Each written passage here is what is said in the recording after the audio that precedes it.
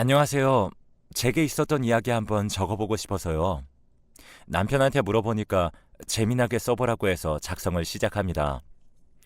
저희는 제가 한 살 더 많아서 나름 연상연하 부부예요. 그래봤자 연애 때부터 그냥 동갑인 친구처럼 서로를 대해왔긴 했습니다. 저는 살짝 마당발 스타일이에요. 두루두루 잘 지내고 상대가 누구라도 어느 정도씩은 다 친하게 지내려고 하는 편입니다. 반면 남편은 인간관계가 좁고 깊게 사귀는 편인 것 같아요. 남편에게는 특히 오래된 관계가 4명 있는데요. 한 명은 고등학교 1학년 때 같은 반에서 만났다는 동창이고, 다른 3명은 전부 대학 동기들입니다. 이 중에서 이 고등학교 동창 친구 하나가 결혼을 상당히 일찍 했어요. 과 CC였는데 군대 가서도 계속 사귀었대요. 그리고 전역했을 때는 여자친구가 이미 임신 중이었던 거죠. 그래서 속전속결로 결혼했다고 합니다. 남편 친구들, 인맥들 다 통틀어도 이 동창 친구가 결혼을 가장 빨리 한 사람이래요. 군대 전역 전에 혼전 임신으로 가졌던 아이를 저희 결혼식 때 양해 구하고서는 데리고 왔었는데, 그때 벌써 애가 초등학생이었네요. 그러니까 남편과 결혼 터울이 컸죠. 다른 대학 동기들하고는 남편이 아주 가끔 만나서 놀고 들어오는데, 이 고등학교 동창 친구하고는 가족 모임을 주로 가졌습니다. 아무래도 아내인 제가 편하게 생각해 주니까 남편이 그랬던 것 같아요. 저는 그 집하고 만나면 되게 좋았어요. 이유가 있었는데, 부인 되는 사람도 또래라서 대화의 결이 잘 통하면서도 아이들 나이는 제각각 달라서 그랬습니다. 그래서 제가 육아 조언을 얻기가 너무 좋았거든요. 그 집이 일찍 나와서 저희 결혼식 때도 참석해 같이 사진을 찍었던 첫째 딸 서윤이, 나중에 낳은 아들인 둘째가 서준인데요. 저희 집도 마침 아이 둘이 딸과 아들입니다. 남편에게는 남동생 둘만 있고 저는 위로 언니 하나가 있어요. 각자 형제 자매만 있는 집에서 자라왔는데, 저희는 남매를 낳아버렸으니 애들 키우면서 생기는 애로사항들을 은근히 그 집에게서 많은 조언을 받아 해결할 수 있었습니다. 결혼 선배이자 육아 선배인 집이었기에 저희 입장에서는 정말 도움을 많이 받았던 것 같아요. 아주 평범한 사무직 맞벌이인 저희 집과는 그 집이 좀 달랐습니다. 그 부부 두 사람 다 사무직 경력은 전무했고요. 그 친구는 원래 인테리어 쪽 일을 오래 하다가 계속 안 풀려서 샤시하는 일로 넘어갔고, 그 친구 아내는 쭉 전업주부로만 살았어요. 그 친구는 인상부터 다부져 보이는 사람이에요. 저희 남편은 부드럽고 유하게 생겼는데, 이 친구는 조금 우락부락한 인상이라 제가 처음 봤을 때 속으로 놀랐던 기억이 선명합니다. 이 둘이 어떻게 베스트 프렌드일 수가 있는지 신기하고 의심스럽기도 했었어요. 그런데 그 친구가 입을 열고 대화를 시작하고 나서 슬슬 이야기를 듣자 외모와 다르게 수줍은 감성이 가득한 사람이었더라고요. 그 친구 아내는 뭐랄까 인자한 느낌의 얼굴입니다. 피부도 하얘서 유하고 차분한 분위기가 나서 그 부부를 보고 있자면 약간 미안한 표현이지만 미녀와 야수 같아요. 하여튼 저도 꽤 친하게 잘 지냈던 집이었어요. 특히나 저희 남편이 생활하다가 힘들 때 가족인 저한테는 쉽사리 털어놓지 못하고 다른 누군가에게 속내를 밝히고 싶을 때 찾는 사람이 바로 그 친구였습니다. 남편이 사회인으로서 자리 잡고 그 다음으론 가장의 무게를 느끼면서 고단한 당금질을 하는 동안 그 친구의 존재가 많은 도움이 됐던 것 같더라고요. 제가 그걸 몇 번 느꼈어요. 그러다가 저희가 신도시로 이사 가면서 전부 다 교류가 많이 끊기게 되었습니다. 각오는 했던 바이지만 출퇴근 시간이 늘어나니까 초반에 너무 힘들어서 저희 부부가 참 많이 고군분투했네요. 친정집이 가까워지면서 친정 식구들 손을 빌릴 수 있어서 믿는 구석이 있긴 했지만요. 확실히 사는 곳이 멀어지니까 그 집과 연락이 통 없었다가 아주 간만에 만날 기회가 생기게 되었어요. 그 친구 아내가 가게를 오픈했다고 하더라고요. 무슨 장사를 하려나 봤더니 카페였습니다. 딱히 내세울 재주나 경력이 없기에 카페가 접근성이 낮아 보였다고 했어요. 초대해 주길래 반갑게 찾아갔죠. 막 오픈한 직후에 방문했던 것이라 매장이 어수선해 보이긴 했지만 지인들이 꽤 찾아줬는지 전체적으로 활기가 넘쳤습니다. 느낌 괜찮았어요. 여기 완전히 동네 자체가 요즘 핫플레이스잖아요. 너무 멋져요. 빈말이 아니라 정말로 잘 될 것 같은데요. 에이, 아니에요. 장사 초짜니까 오히려 위치빨이라도 받으려고 무리해봤죠. 상권이 활성화될수록 건물주만 신난다더니 사실이에요.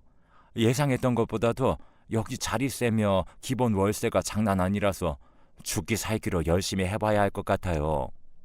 멀리서 와줘서 너무 고마워요. 내심 부러웠어요. 월급쟁이들이 꿈꾸는 게 결국 이렇게 자기 가게 번듯하게 차리는 거, 그게 궁극의 목표인 사람들 많거든요.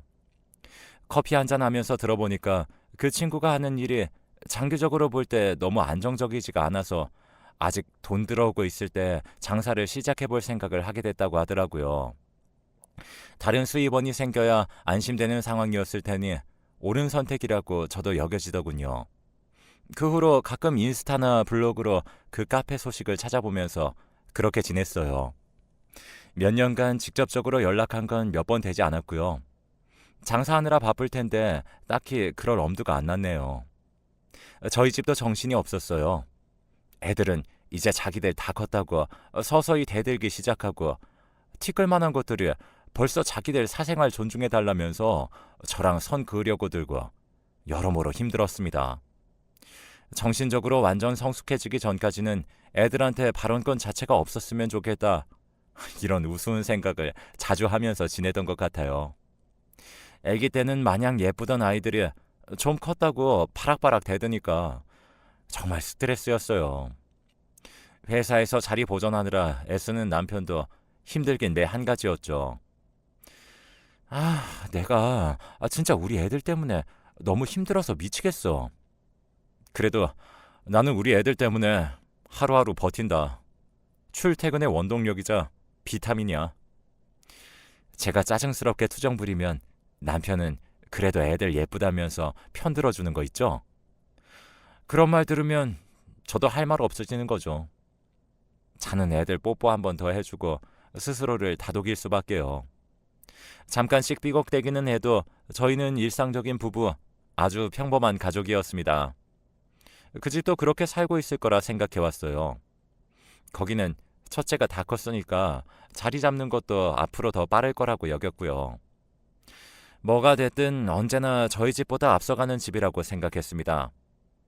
그런데 그것은 겉핥기로만 바라보는 입장에서 저지른 착각이었나 봐요. 남편의 얼굴이 뭔가 고민거리가 있어 보였습니다. 그 친구한테서 연락이 왔는데 자기 생각엔 좀 안 좋은 일이 있는 것 같다는 거예요. 안 그래도 며칠 전부터 그 친구가 카톡으로 뭐 하냐, 잘 지내냐 이런 내용을 뜬금없이 보내와서 약간 이상하다고 느꼈었다고 합니다. 저도 그런 얘기를 듣고 나니까 아예 신경이 안 쓰이진 않아서 조금 마음에 담아두고 있었는데요. 그러고 나서 바로 그 다음날 남편이 난처한 눈으로 저를 바라보면서 물었습니다. 우리 집 잠깐 들르고 싶다는데 그러라고 할까? 그 친구가 저희 집을 방문하겠다는 거였어요. 너무 갑작스러웠지만 고개를 끄덕여줬어요.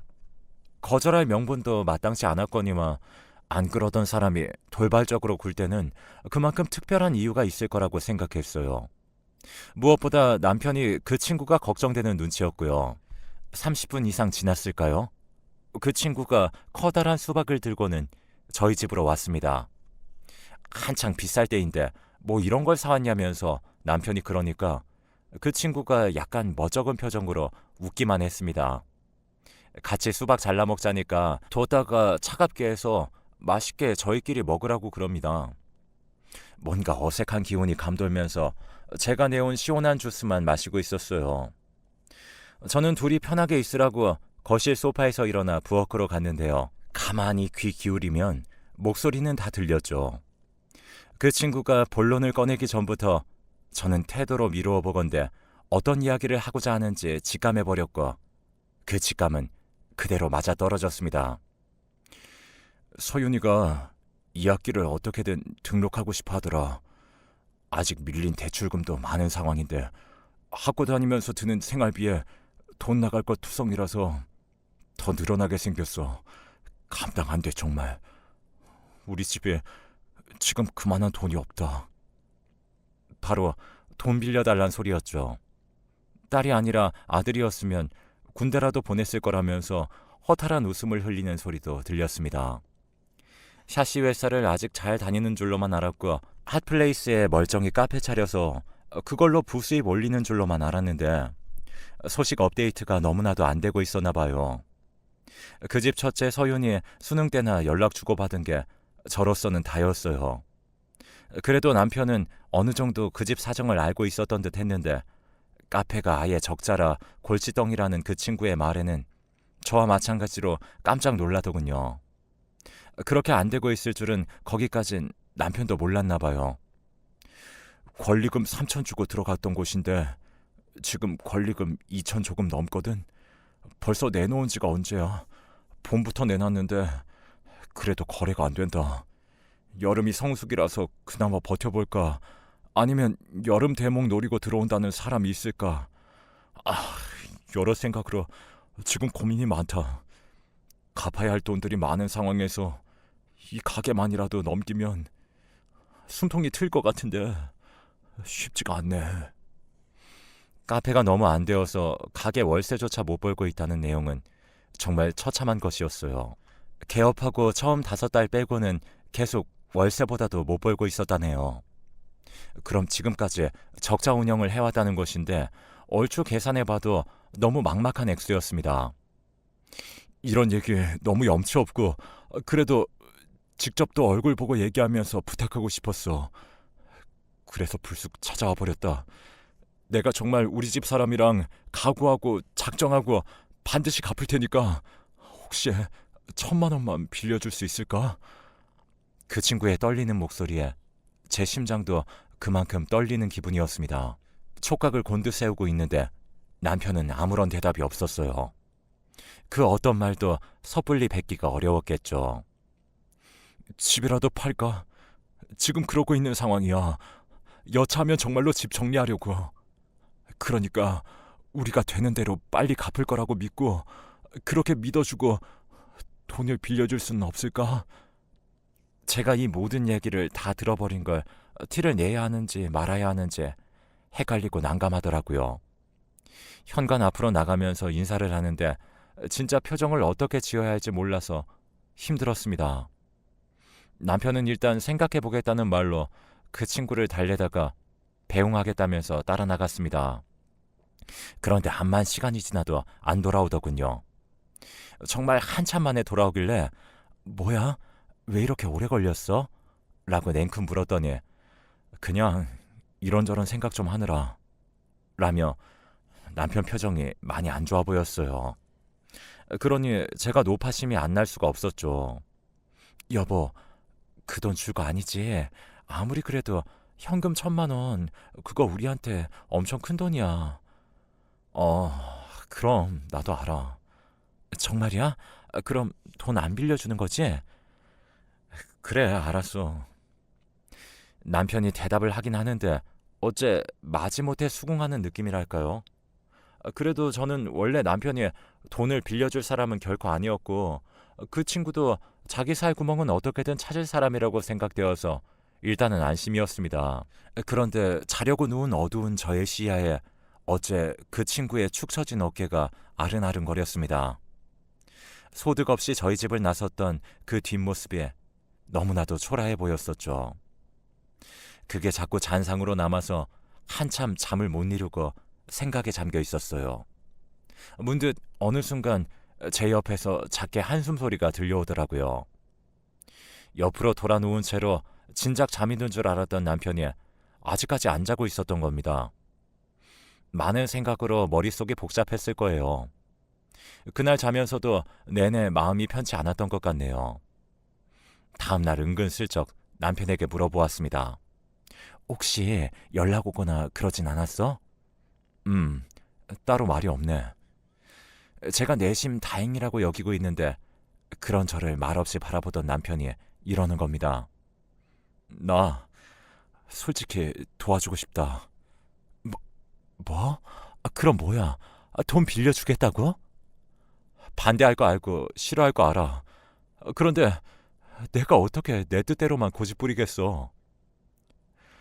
그냥 내 마음이 그렇다고만 말하는 것뿐이야. 남편이 입맛이 없다면서 저녁도 먹는 둥 마는 둥 하는 것에 저도 정말 심란해졌어요. 왜 돈 빌려달라는 소리를 해서 사람 마음 불편하게 만들어 놓는지 그 친구를 향한 원망이 살짝 들었습니다. 그러면서 그 친구 아내의 근황이 궁금해졌어요. 대체 적자인 카페 운영이 어떻게 되어가고 있는 건가 실제로 보고 싶어졌죠. 그래서 주말에 카톡 하나 미리 남기고 그 카페를 찾아갔습니다. 왜 처음에 가봤을 때 몰랐을까요? 주차할 데 하나 없어서 골목 안에 간신히 대야만 하는 그 불편한 조건을요. 카페의 규모도 크지도 작지도 않은 적당한 사이즈였는데요. 마찬가지로 처음에는 몰랐으나 냉정하게 따져보자면 내부 홀 장사를 주력으로 하기도 애매하고 테이크아웃 포장 판매를 주력으로 하기도 애매한 구조였습니다.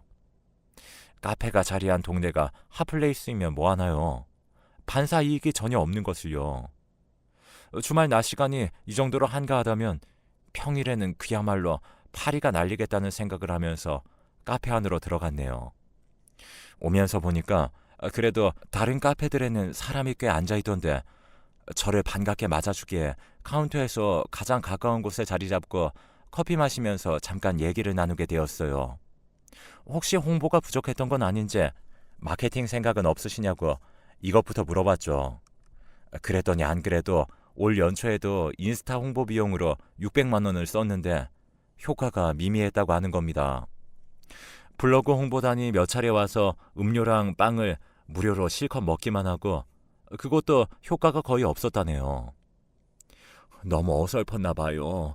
그냥 제가 장사할 제목이 아니었던 거겠죠. 그 친구와 아내가 씁쓸하게 얘기하는 것을 들으면서 가슴이 아팠습니다. 솔직히 이 상태라면 권리금 2천에도 팔리기도 어려웠어요. 방학이라 평일에는 첫째 서윤이가 가게를 봐주고 있다는 말에 속으로 뜨끔했습니다. 서윤이 등록금 걱정을 들어버렸으니까요. 제가 갑자기 입을 앙 다물고 커피만 마시기 시작하자 그 친구 아내도 짐작되는 바가 있었는지 미소를 짓더군요. 그이가 찾아가서 부탁드린 거 저도 알고 있어요. 지금 2억 2,500에 내려서 내놓기로 한 상태예요. 이거 팔리면 좀 낫겠죠. 그러니까 저 괜찮습니다. 신경 안 쓰셔도 돼요. 하지만 보기엔 전혀 안 괜찮아 보여서 대충 이야기 마무리하고 나오는데 계속 신경이 쓰였습니다. 주말 내내 애들 놀아주는 모습에 평소랑은 다르게 어딘가 퀭해 보이는 남편을 보면서 저도 마음을 굳히게 되었죠. 나설 때 나서고 지를 때 지르면서 사는 게 낫겠더라고요. 제 허락이 떨어지자마자 남편은 그 친구에게 전화를 걸었습니다. 내가 서윤이 걸음마 떼기 전부터 봐던 사람이야. 그런데 보니까 돈 쓸 일 많은 대학생 됐는데도 내가 용돈을 제대로 준 적이 없었다고. 다른 건 몰라도 용돈 정산은 한번 하고 넘어가야 할 것 같아서 네 부탁대로 도움은 못 줘도 용돈 안 주는 삼촌으로 남고 싶진 않아. 너 계좌 그곳으로 보내주면 되지? 이거 서윤이 용돈이니까 삥땅 치면 안 된다. 그리고 나서 금세 돈을 붙여준 모양이었어요. 애들 숙제 봐주고 나서 남편을 보니까 입꼬리가 실룩거리고 있더라고요. 아니, 그 표정 뭐야? 설마 벌써 돈 보냈어? 바로 이체해버렸다. 못 살아, 못 살아. 진짜. 근데 잘했어. 마음 돌려줘서 고마워. 그리고 내가 미안해. 뭘 이제 와서. 됐어. 좀 있다가 그 친구한테 전화가 왔어요. 흐느끼며 우는 소리가 들려오더군요. 정말 고맙다는 말을 연신하면서 콧물 먹는 소리가 계속 들려오는데 이미 보내버린 돈을 어쩔 수 없으니 그 집이 요긴하게 잘 썼으면 좋겠다고 생각했습니다. 그런데 제 허락하에 그 친구에게 돈을 빌려준 이후 남편이 제 눈치를 살살 보더라고요. 사실상 언제 갚을지 기약이 없는 상태였으니 저희로선 어떻게든 1,000만 원을 잃은 셈이나 마찬가지라고 할 수 있었으니까요. 남편은 가시방석이었는지 그 친구나 돈 얘기가 나올 때마다 낯빛이 질리곤 했었네요. 그래서 제가 우리 그냥 그 돈 없어진 거라 생각하고 지내자고 먼저 그랬습니다. 절대 그 친구에게 돈 갚으라고 독촉할 수 없었던 남편이 저에게 고마워하며 반색했죠. 저는 솔직히 속으로 일련의 사태에 대해 욕하고 있었어요. 괜히 나약해져서 돈을 빌려줬다며 내적으로 그 후회를 수십 번은 더 했었습니다. 그러기를 몇 달 그 집으로부터 먼저 연락이 왔어요. 무슨 일인가 했는데 스키장에 함께 가족 나들이 가지 않겠냐고 하는 겁니다. 주말에 1박 2일로 놀다가 오는 거 어때요? 가족끼리 동반 스키장 캠프 어때요? 애들이 스키 썰매 이런 거 엄청 좋아한다고 하지 않았어요?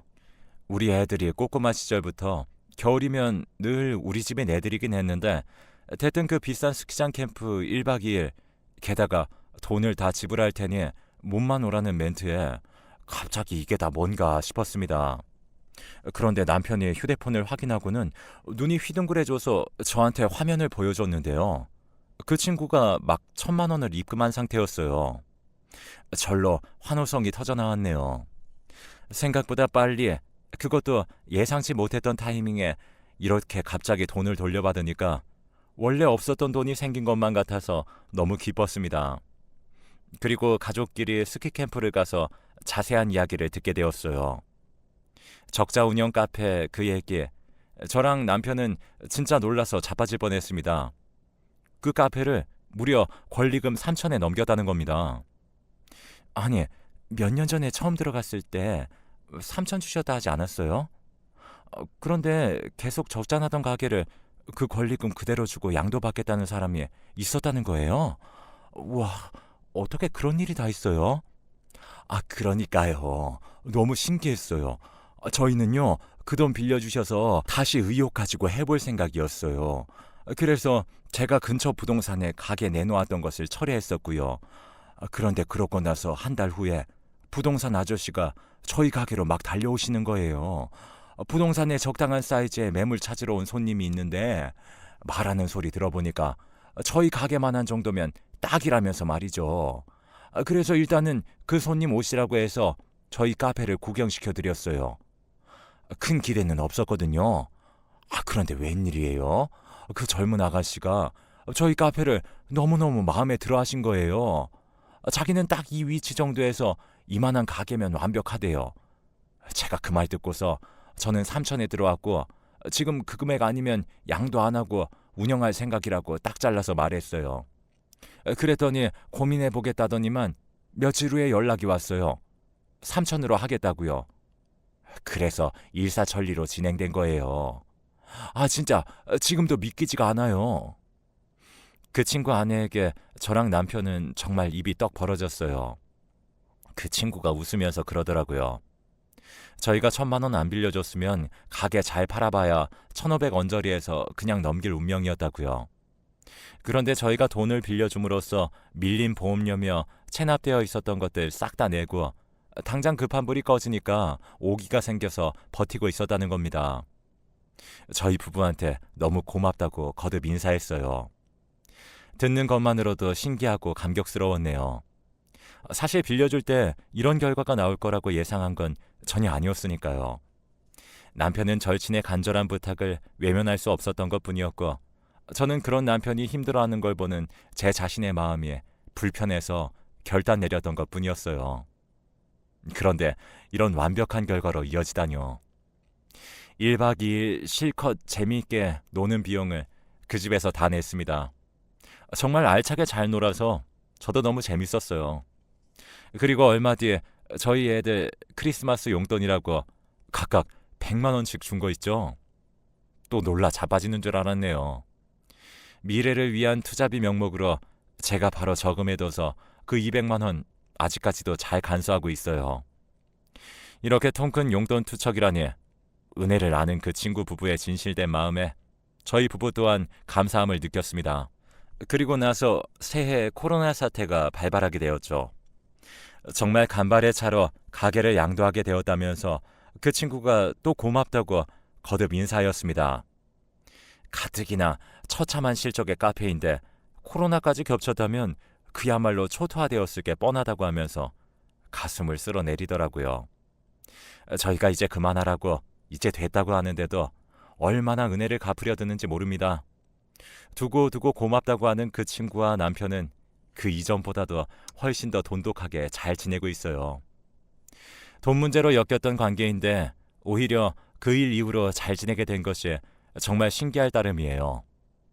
집안의 가장으로서 많은 것을 짊어지고 저희를 찾아와 돈을 빌려달라고 한 그 친구의 용기에, 그리고 결코 헛되게 돈을 날릴 사람이 아니라면서 지난날 쌓아온 우정을 저버리지 않고 손을 내밀어준 제 남편이 이뤄낸 값진 우정이죠. 물론 그 손을 내밀 수 있도록 허가증 써준 저의 목도 어느 정도 지분이 있다고 주장하는 바입니다. 그 집은 지금 완전히 새로운 일을 하면서 재도약을 이루어냈어요. 샤시도 장사도 아닌 미지의 영역을 개척했는데요. 이 시국이라는 환경을 이용해서 아주 영리하게 틈새 시장을 파고들었더라고요. 사촌이 땅을 사도 배가 아프다는 말은 저희에게 해당이 안 되는 것 같아요. 그 집이 잘 될수록 뿌듯하고 좋아요. 저희에게 콩고물이 떨어지기 때문만은 아니라는 말씀 드리고 싶네요. 그때의 일로 저는 남편에게도 뭔가 믿음이 더 생겼습니다. 인생 살면서 진정한 내 사람, 진정한 내 편 만나고 만들기가 어디 쉽나요? 단 한 명의 인연도 힘들어요. 나이 들수록 이런 게 힘드니까요. 그런데 남편은 그런 귀중한 인연이 이미 있는 것은 물론 그 인연을 귀하게 여기며 다룰 줄 아는 사람이더라고요. 그런 남편의 모습을 보고 저도 더 좋은 아내이자 멋진 사람이 되어야겠다는 생각을 하며 살고 있습니다.